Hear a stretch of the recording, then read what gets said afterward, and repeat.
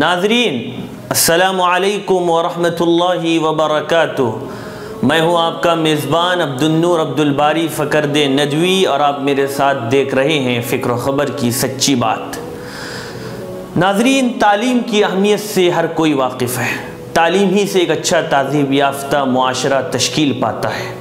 تعلیم ہی انسان کے اندر صحیح شعور اور غور و فکر کی صلاحیت پیدا کرتا ہے، اور جب انسان کے اندر تعلیم نہ ہو تو پھر بعض دفعہ وہ اپنے غلط تصرفات اور کرتوتوں سے اپنے خاندان ہی نہیں بلکہ پورے علاقے اور کبھی شہر تک کی بدنامی کا سبب بنتا ہے اور اپنی قوم کے لیے ایک ناسور بن جاتا ہے۔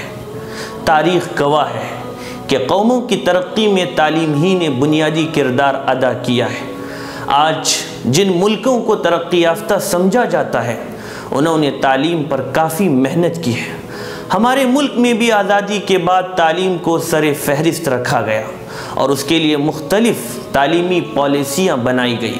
ہندوستانی دستور کے آرٹیکل 13، 15، 21، 28، 30، 41، 45 اور آرٹیکل 46 وغیرہ میں تعلیم سے متعلق نکات اور تفصیلات موجود ہے، جس میں تعلیم کے حصول پر زور دیا گیا ہے۔ اس کے لیے ہر مذہب کو اپنے اپنے دائرے میں رہ کر مکمل آزادی بھی دی گئی ہے۔ ناظرین، لیکن اس وقت ہمارے ملک میں تعلیم کی حالت بڑی افسوسناک اور تشویشناک ہے، اور صورتحال پر نظر ڈالنے اور حقائق سے واقفیت کے لیے کافی اعداد و شمار اور کئی ایک رپورٹیں موجود ہیں جسے سچی بات کے اس مختصر پروگرام میں بیان کرنے کی گنجائش نہیں ہے، لیکن ہم یہاں صرف اندازہ لگانے اور سرسری جائزہ لینے کے لیے چند حقائق پیش کرنے کی کوشش کریں گے۔ زمینی صورتحال یہ ہے کہ بہار کے اندر 26.21%، اروناچل پردیش میں 8.9%، جھارکھنڈ میں 7.59% پرائمری اسکول ایسے ہیں جہاں پر اسکول کی عمارت ہی نہیں۔ ناگالینڈ میں 29%، میگھالیہ میں 21% پرائمری اسکول ایسے ہیں جن میں پینے کے پانی کا بھی انتظام نہیں ہے۔ بہار میں 94%، منی پور میں 90%، تریپورہ میں 78% پرائمری اسکول ایسے ہیں جہاں پر بجلی کا کوئی انتظام نہیں۔ یہی نہیں، ملک کے ہر 6 میں سے ایک اسکول ایسا ہے جہاں پر ٹوائلٹ نہیں ہے، اور ٹوائلٹ کا انتظام نہ ہونے کی وجہ سے بچے کسی کھیت میں اپنی ضرورت پوری کرنے کے بہانے اسکول سے بھاگ جایا کرتے ہیں، یا پھر ٹوائلٹ نہ ہونے کی وجہ سے دیہات کے لوگ اپنی لڑکیوں کو خاص طور پر ان اسکولوں میں بھیجنا پسند نہیں کرتے۔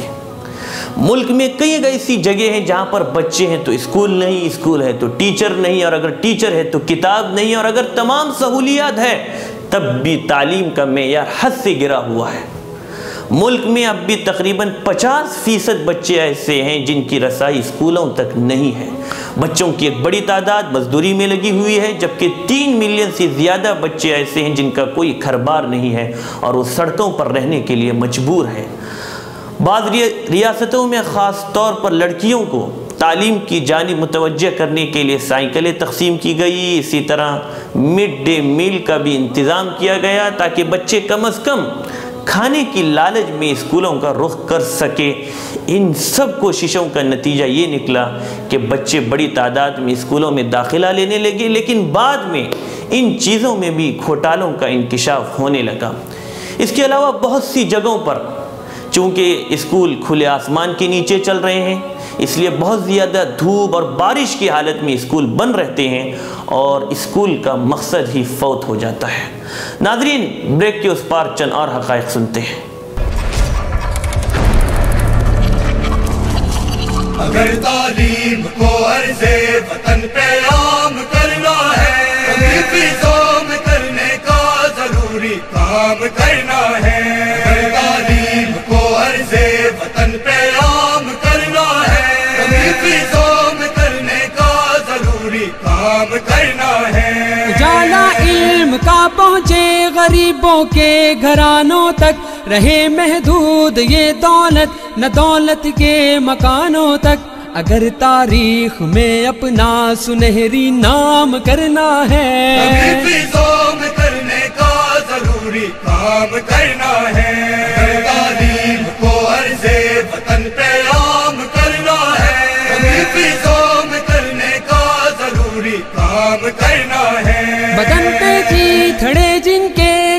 سے فیس لائیں گے، وہ اپنے نونہالوں کو بھلا کیسے پڑھائیں گے؟ جہالت کی بلاؤں کو جو زیر دام کرنا ہے، فیضوں میں کرنے کا ضروری کام کرنا ہے، تعلیم کو عرض وطن پہ عام کرنا ہے، فیضوں میں کرنے کا ضروری کام کرنا ہے۔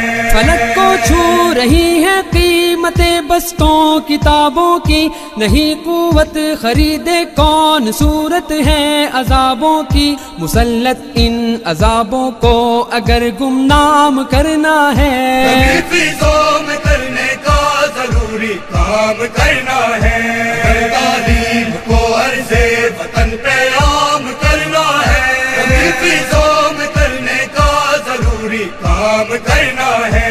تمنا ہے بہاروں کی، ضرورت ہے جو پھولوں کی، تعیش چھوڑ عادت ڈال محنت کے اصولوں کی، اگر تعلیم کا گلشن ہمیں گلفام کرنا ہے، فیضوں میں کرنے کا ضروری کام کرنا ہے، تعلیم کو عرض وطن پہ عام کرنا ہے، فیضوں میں کرنے کا ضروری کام کرنا ہے۔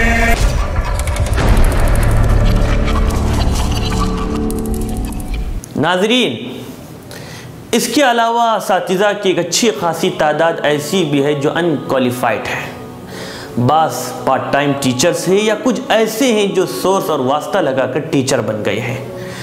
ایسے میں نہ تو انہیں یہ معلوم ہوتا ہے کہ بچوں میں علم کا شوق کیسے پیدا کیا جائے اور نہ ہی سبجیکٹ اور فن کے سلسلے میں صحیح جانکاری ہوتی ہے۔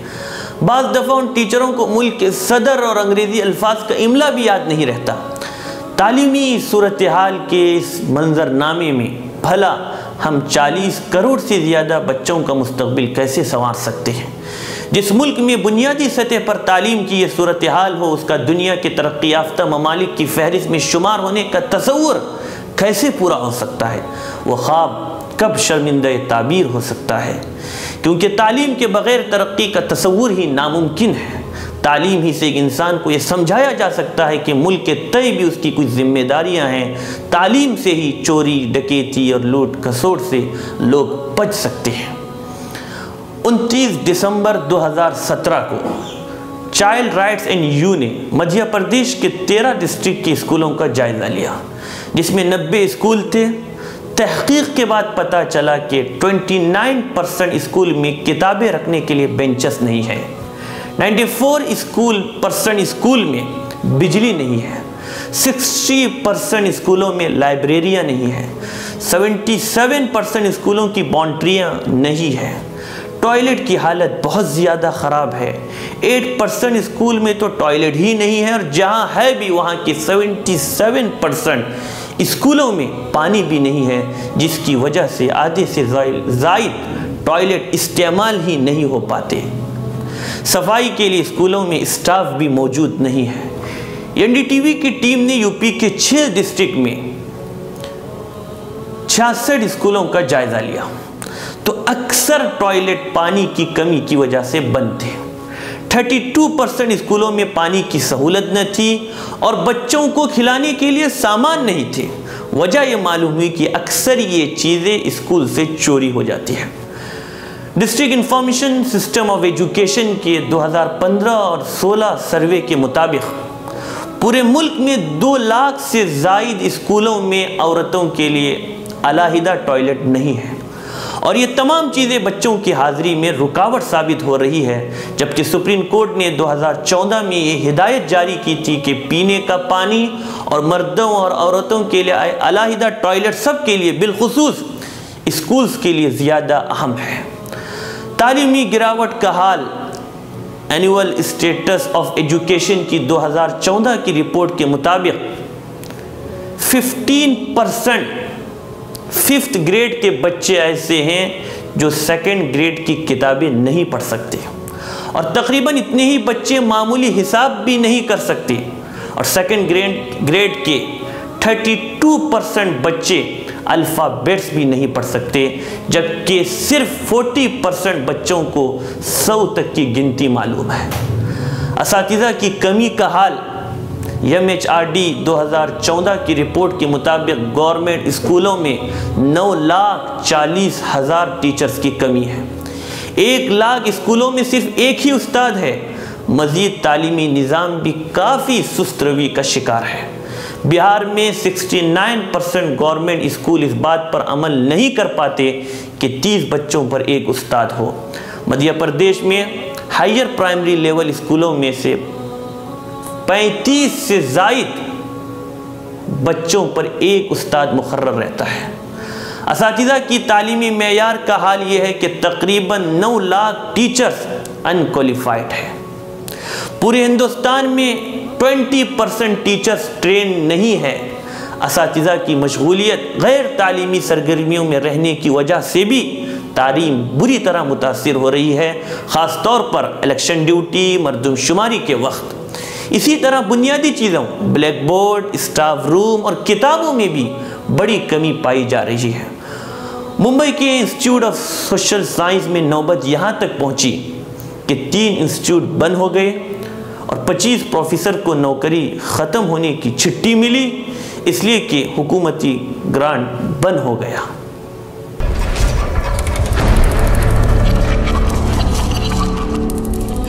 ناظرین، اگر پورے تعلیمی نظام اور ایجوکیشن سسٹم کو دیکھا جائے تو تعلیم کے معیار کو بہتر بنانے کے لیے جو توجہ مطلوب ہے، حکومتوں اور اداروں کی جانب سے اس میں بڑی کمی محسوس کی جا رہی ہے۔ اسی کا نتیجہ آج کل یہ دیکھا جاتا ہے کہ گریجویٹ اور ڈگری ہولڈرز ہونے کے باوجود کام کا ملنا مشکل ہو گیا ہے۔ گویا وہ نوکری کے قابل ہی نہیں، اس لیے کہ ان کے دماغ میں جانکاری تو بھر دی گئی، معلومات تو حاصل ہو گئی، لیکن اس بات کا انہیں علم ہی نہیں کہ اس کا استعمال کیسے ہو اور عملی زندگی میں اس کو لاگو کس طرح کیا جائے۔ لاکھوں کی فیس دے کر لاکھوں فارغ تو ہو رہے ہیں، لیکن بڑی بڑی کمپنیوں کے مطابق یہ کام کے قابل ہی نہیں، اس لیے کہ دوبارہ ان چیزوں کو سکھانے اور ٹریننگ دینے کی ضرورت پڑتی ہے جو پہلے ہی سے ان کو معلوم ہونی چاہیے تھی کہ بات کیسے کی جائے، اپنے تدابیر کو کیسے لاگو کیا جائے، مشکلات کو کیسے حل کرے۔ انڈیا ٹوڈے نے 2 سال پہلے بھی لیکن ابھی 13 جولائی 2017 کو ایک رپورٹ شائع کی تھی جس کا عنوان ہی یہ تھا کہ صرف 7% انجینئرنگ کرنے والے طلبہ ہی جاب کر رہے ہیں۔ آخر اس کی وجہ کیا ہے؟ اصل میں ایک دہلی کی کمپنی اسپائرنگ مائنڈز نے 1,50,000 طلبہ پر تحقیق کی تھی۔ رپورٹ میں اعداد و شمار کی روشنی میں کئی چیزیں حیران کن ہیں، جس کا خلاصہ یہ نکلتا ہے کہ تعلیم یافتہ ہونے کے باوجود ان کو تعلیم یافتہ کہنا مشکل ہے۔ ہم نے جن ریاستوں کو مثال میں پیش کیا ہے، ان ریاستوں میں کئی ایک غیر سرکاری اسکولوں میں تعلیمی صورتحال کچھ بہتر ہے، بلکہ بعض اچھے معیاری بھی ہے، مگر یہاں تک رسائی صرف مالداروں ہی کی ممکن ہے۔ بیچارے مزدور، غریب یا متوسط طبقے کو لوگ ان اچھے یا معیاری اسکولوں کا خواب کیسے پورا کر سکتے ہیں؟ ناظرین، تعلیم کے سلسلے میں جہاں تک سرکار کی طرف سے بجٹ کا معاملہ ہے تو صرف UGC یعنی یونیورسٹی گرانٹ کمیشن کے لیے 2013 اور 14 میں UPA سرکار کا 10,900 کروڑ بجٹ تھا، لیکن موجودہ سرکار نے 2017 اور 18 کے لیے صرف 4,600 کروڑ بجٹ مختص کیا ہے، یعنی آدھے سے بھی کم۔ یہاں اگر اس کا ذکر نہ کیا جائے تو سچی بات کا حق ادا نہیں ہو سکتا کہ جنوبی ہند میں شمالی ہند کے مقابلے میں یعنی ساؤتھ انڈیا میں تعلیمی صورتحال کافی بہتر اور لائق شکر ہے۔ حتیٰ کہ ساؤتھ انڈیا کی بعض ریاستوں میں 90 سے 100% تک تعلیم پائی جاتی ہے، جن میں کیرالہ نمبر 1، پھر میزورم، گوا، تامل ناڈو، کرناٹکا، آندھرا پردیش اور مہاراشٹر بھی شامل ہے، جن میں سے ہر اسٹیٹ کی الگ الگ تفصیلات ہیں جس کے لیے وقت ناکافی ہے۔ ناظرین، سچی بات یہ ہے کہ علم انسان کے لیے اپنی ذات اور کائنات کو پہچاننے کا ذریعہ ہے۔ اسلام تعلیم کا حامی نہیں بلکہ اس کا پرزور داعی بھی ہے۔ اسلام دنیا کے سامنے علم اور فروغ علم کا علمبردار بن کر آیا ہے، اسی لیے اس کی دعوت و تبلیغ کا آغاز بھی اقرا یعنی پڑھو سے ہوا۔ اسلام کی پہلی اینٹ تعلیم ہی پر رکھی گئی ہے، جس کا سرا سیدنا آدم علیہ السلام سے جا ملتا ہے۔ علم اور تعلیم کا رشتہ اللہ کی ذات سے جڑا ہوا ہے، اور وہی تعلیم علم کہلائے گی جسے اللہ کی نام سے جوڑ دیا گیا ہو۔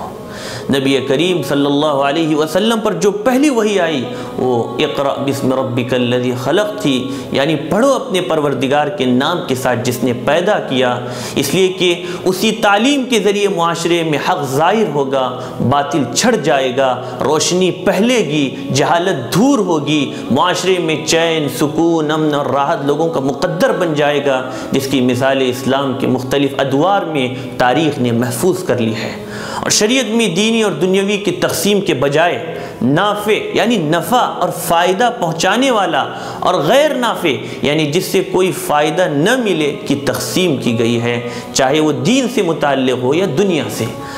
اب سوال یہ ہے کہ کیا ہم اپنے بچوں کو وہی تعلیم دے رہے ہیں جس سے وہ اپنے رب کو پہچان سکے، بچہ حرام اور حلال میں فرق کر سکے؟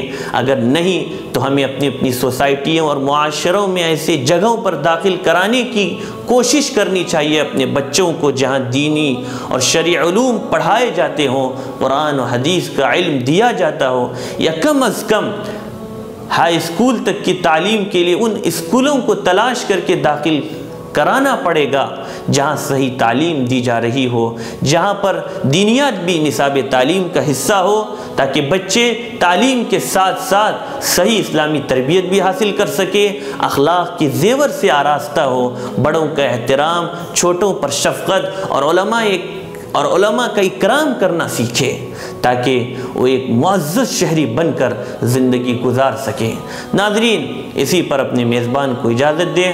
والسلام علیکم ورحمۃ اللہ وبرکاتہ۔